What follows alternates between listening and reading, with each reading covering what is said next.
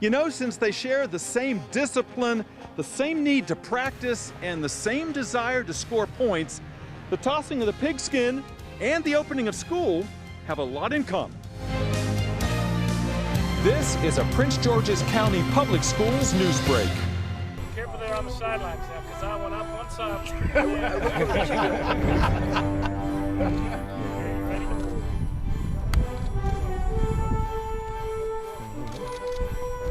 Yeah! Athletics and academics, it seems, aren't all that different.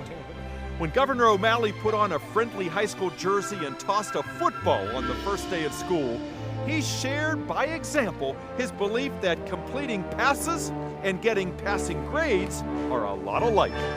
Good form out there, Governor. No, really good. Great. These guys are great. Very nice of them not to embarrass me. No, you did yourself a lot of credit, them too. A lot in common. First day of school, opening books, and throwing the pigskin. Discipline, playbooks, they're a lot the same. Well, it really is. That's why sports is so important. That's why art and music is important. It's those disciplines that actually teach us to work within a team, that help us understand the whole picture. And you know, these guys have their work cut out for them. They're going to be working on the field, they're going to be practicing, they're going to be bone tired day in and day out, and yet they still have to perform academically. But I'm so proud of Friendly High School, because every single year their test scores have been going up for the last 3, and it's a real credit to the teachers and the administrators and really to these young men and their classmates to be working that hard and making that much progress. The Friendly Patriots have already learned those lessons, that personal discipline, hard work, and the support of a team can take you places you never imagined. Being on the football team really helps us out a lot because we have study hall, and right after school, 2:45, we got to be in the cafeteria for study hall. It helps everybody get done with their homework. Anything you got to do at home, you can do before practice, so you want to worry about it when you get home. Tell me, you guys up for scholarships? Are you headed to college next year? Yes, I'm headed to Florida, the University of Florida, and I'm playing football safety. All right. Is that where Tim Tebow is now? Yes, sir. All right. Move over, Tim. All right. All across Prince George's County on Monday, August 24th, whether they were in uniform or not, teams assembled.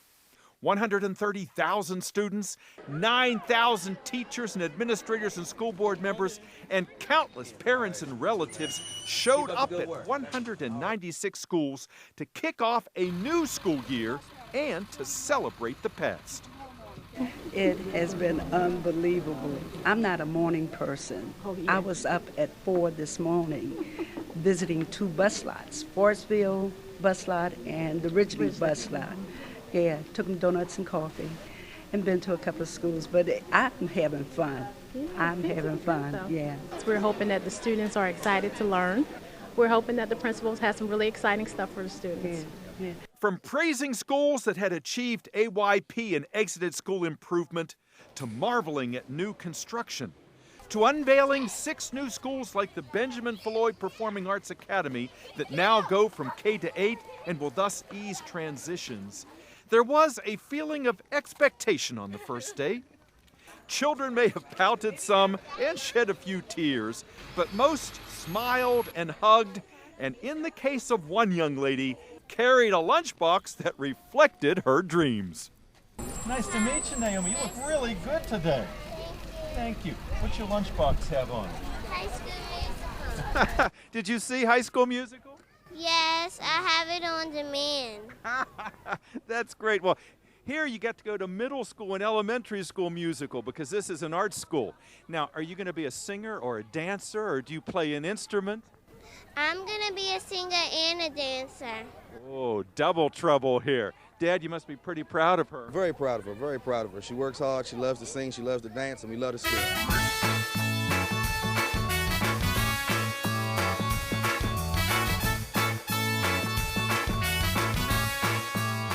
Even before the first school bell rang, getting ready for school was a team effort.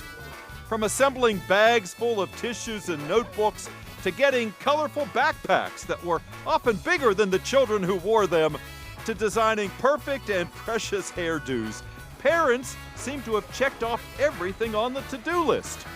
Still, all that work occasionally got mixed reviews. What have you all done to get ready for the first day of school? What have we done? Well, we've bought school supplies and prepared over the summer, going over some of the fourth grade schoolwork. We bought the books over the summer, so I think we're ready. Right, Andrea? Yeah. Critics were far kinder at the Benjamin Falloy Performing Arts Academy, where the newly converted building is welcoming over 500 aspiring artists. Do we have a future ballerina and piano player, or what? Why the arts? I think it's good for the children. It keeps them, their self-esteem, up. So I love the arts program. Our middle school students can declare drama, vocal music, dance, instrumental music band, instrumental music strings, and media production. We had 60 days from the close of school to get this building ready for today. And as you look around in this beautiful classroom and this beautiful facility, it really takes you aback, the amount of work that's been done by a very talented and committed staff of support workers, of school staff, of teachers and administrators. So we're extremely pleased with this building as well as all of the others that have been repurposed for use this year. The new rooms and equipment at Falloy, and indeed those at schools throughout the county, all sparkled on the first day, thanks to a maintenance team that in some cases gilded the lily. Just as important as the first day of school is the week leading up to school when our staff, our maintenance, our building staff go into these schools and get them ready for everyone. And they were just excited. I went to about 5 schools last week, and they were shining, and everybody was just walking around polishing things that had already been polished. The pride that our people had in getting the schools ready is just as important as today, and we appreciate all of our staff. Everyone has just been awesome. It's teamwork, isn't it? It's a lot of teamwork, collaboration, just pulling everything together, and it's melting and it's coming together beautifully. So. That beautiful plan includes the new $28 million classroom wing at Laurel High School and its first ever auditorium. Both are still under construction, but already the principal dreams of the day when getting a ticket to his theater will be as tough as scoring a Redskins seat. This is just a shot in the arm for Laurel High School. Tell us what's going to happen here. Well, we actually, feel like it's going to help revitalize the school, help enhance the reputation of the school.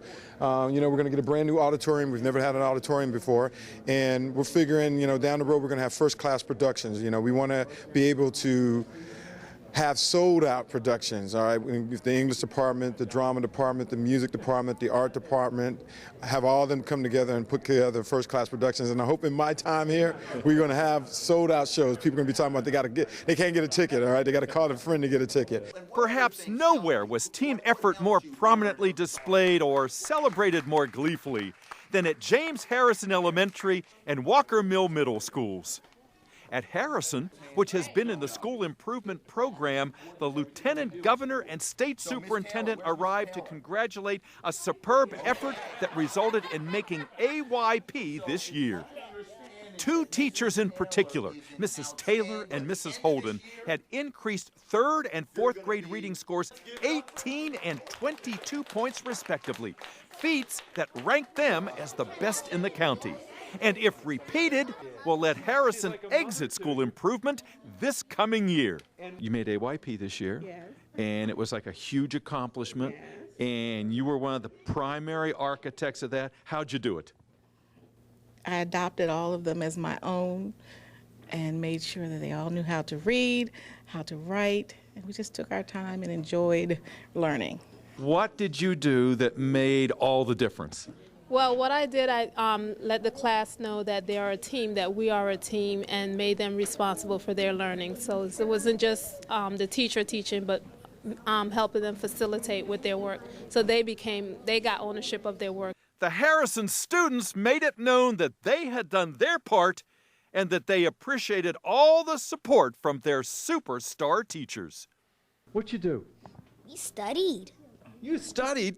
That's the answer to everything, isn't it? Yes. Yes, it is. I studied all day and all night. I thought that's what you were going to say. So when did you sleep? Huh? When did you sleep? 10 o'clock. 10 o'clock. We love Miss Taylor! I think she loves you too. Thank you very much. Have a great year. All right, thanks. At Walker Mill Middle School, released from the school improvement program this year, there is such team spirit and dedication to continued excellence that the principal has his eye now on a heretofore unimaginable prize. We spent this morning in a huge pep rally celebrating last year's success and setting the new goal of becoming the first middle school in Prince George's County in 20 years to become a blue ribbon school. So our theme this year is Blue Ribbon Bound. To reach blue ribbon status, Walker Mill students, like all those in Prince George's schools, will have no shortage of resources, instruction, or advice. It's extremely important to take the advice of their teachers, read as much as they possibly can, and ask for those things that are more challenging in nature around math, around the literary stories and the literary works. So ask for those things because we want our students to be exposed to that in our quest to make them college and career ready. Come to school every day. Come to school prepared to learn, right attitude and the right materials. And most importantly, if you need some assistance, ask for it. Just to see how Prince George's County and Henry G. Ferguson, Eugene Burroughs, and Oxon Hill, prepared me for that next step is a great thing to see. Which is why I'm here. First day of school, so let them know, let the students know that if they do what they're supposed to do, if they take challenging coursework, if they take their education seriously, then they can do it.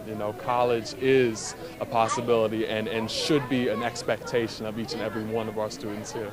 With so many students continuing, though, to strive for their personal bests, unresolved boundary issues, nagging technology glitches, and 40 schools still in school improvement, challenges remain. Challenges that parents can help meet if they join the school team. The main thing we got to deal with this year is phase 2 and 3 of our boundary changes. We really want to work this year to get our kids out of any temporary buildings, and we want to get that locked and loaded and put that behind us. What advice do you have for these parents that are in these transitioning schools? Stay active. Come to the school as often as you can. Be active with the parent leadership. Be the parent leadership of the school. But I think that parents' fears will be allayed when they're more engaged with the school. We believe that every single person in Prince George's County will be members of our team, and that's what we're looking for. Teamwork, wonderful people that are out there, and we know they can do a good job to help us with our students, and that we will give them the support they need in our community. While there is tangible proof of Prince George's scholastic success in its MSA scores and shrinking achievement gaps, there are other measures of progress that are just as important and maybe more so. Part of what we're going to do this year, and there are four principles that I have, and one principle is accountability.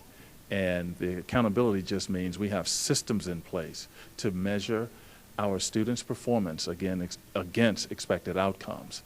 And we can all say we're doing a good job, but until students are achieving, and we can show that achievement on a daily, weekly, monthly, quarterly basis, then we have a lot of work to do.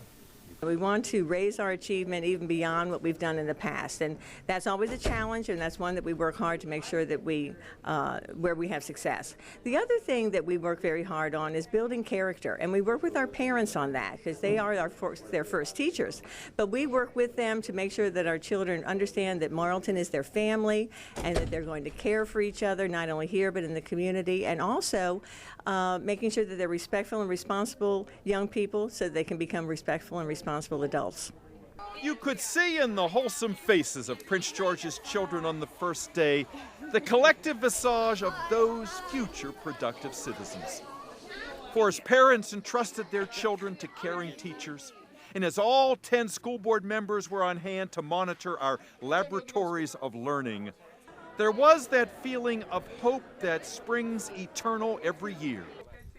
For just as sports teams, winning or losing, greet each new season with every expectation of a trophy or a title, so too do schools and children and their families.